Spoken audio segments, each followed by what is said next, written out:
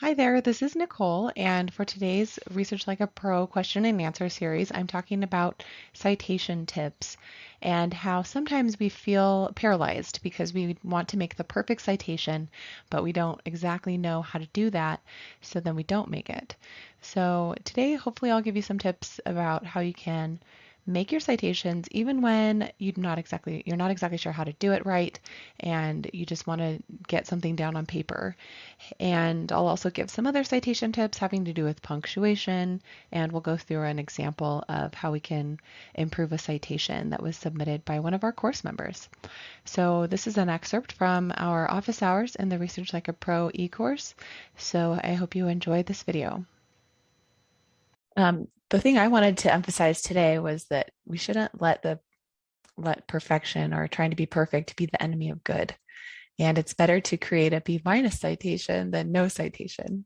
And I love this B minus idea. And I've used this in a lot of areas of my life that, when we want to make things really good or really perfect, sometimes it holds us back from working on it because we are trying to make it so perfect that we feel like we can only work on it if, the conditions are perfect and we have all this time.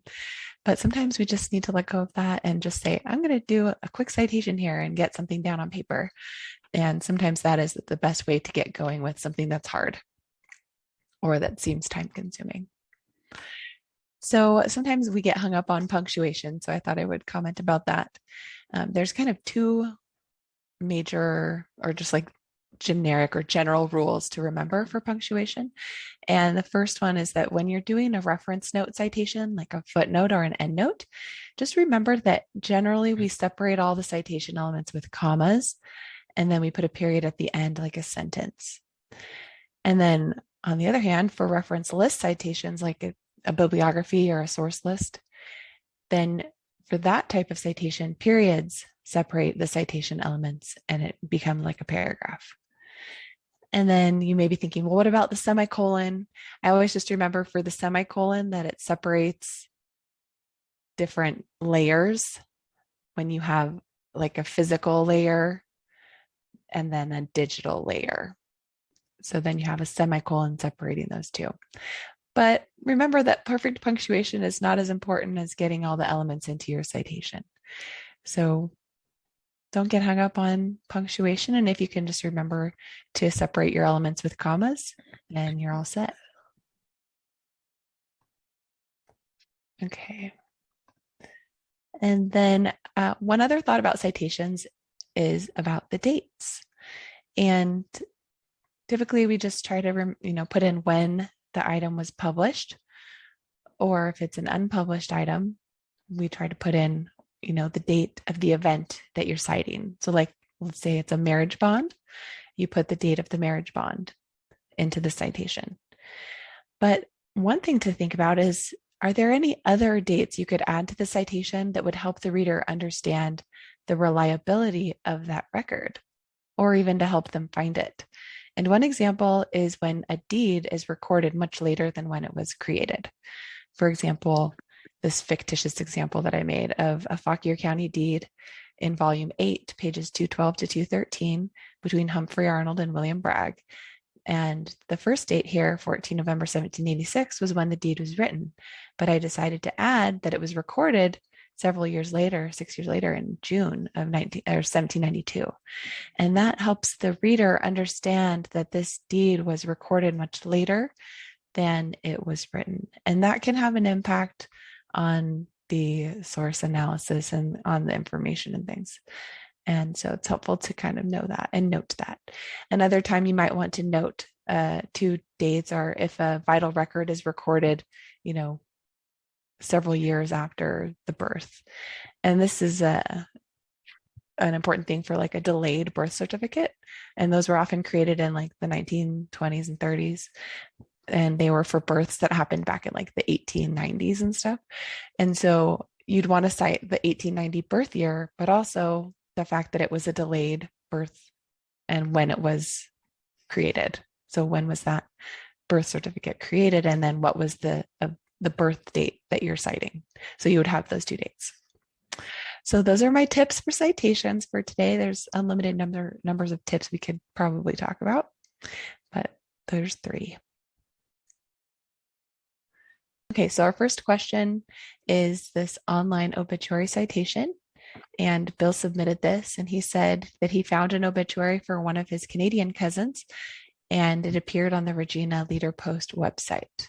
He says, I have no way of knowing whether it appeared in the print edition of the newspaper as well. So he's just cited the website. And so he submitted the citation for us to review. So let's look at this, and then we'll look at the website, and then we'll see what we might want to add or change. So he's got quotations around the article title, Harold Haygarth. Then he has a description of what it is, an obituary. Then the newspaper title is italicized, Regina Leader Post. So that's great. Then he's got the URL where it's published online, and then the access date. And then here at the end, he's got the date of the article, I'm assuming. Okay, so that's down here. So let's go look at the website. So when you click the link, it goes to this website, leaderpost.remembering.ca/obituary, Harold Haygarth, etc. And you can see it has kind of 2 titles here, Regina Leader Post, and also this remembering.ca. And so looking at that, I noticed that this is like a subdomain. Leader Post is a subdomain of the main domain of remembering.ca. And so clicking on this, I found that this is like a Canada obituaries website. Okay, and then we've got this date, November 14th, which the date from the citation was November 18th. And then looking here, that was the date that Harold died, November 14th. So then as we scroll down, we can see that this was published on November 18th, which is the date we would want to use in the citation, which is what was done. So that was good. And so now, after having reviewed the website, the source, so this is the source, reviewing the source to really understand it, I would just have a couple citation changes. So one thing that I would do is I would move the date of publication up to be next to the article information. And that's kind of the Velcro principle. You want to put dates that go with, certain things together with those dates. That's why we always put the access date stuck together with the URL of the website. And then the date of the article, we would want to stick that together with the article. And then another thing I would add is in the newspaper title, we typically put the location information. So I looked it up, and Regina is a city in Canada within Saskatchewan. And so I just added Saskatchewan in parentheses here. And in Evidence Explained, this is the preferred method because newspapers are very specific to the place where they were published. And so normally you do put in the place of publication of publications like books and things. Newspapers, we don't have the same format for like a citation that you do as a book. And so you just put the location right here in the title of the newspaper, even if it doesn't actually have, this in the newspaper title, you just add it for the citation. And so if, it's in the United States, you would put the state. This is like the province in Canada. Now, another thing that I decided to do was to put the fact that this was an article online as kind of a description. So I ended up making it into a layered citation with the semicolon separating the main part, which, like Bill said, he doesn't know if it was in the print edition. But when you go to the Regina Leader Post website, they do have a printed edition. And so we're going to just assume that they probably had it in, this edition right here, because it did say it was published on 18 November 2015. And so we're going to do that so that we can also have the separate layer that shows that it's an article online at the remembering.ca website. And the reason I'm putting that is because the main domain here is remembering.ca. And the Leader Post is just one of the newspapers that is part of this Remembering Canada website.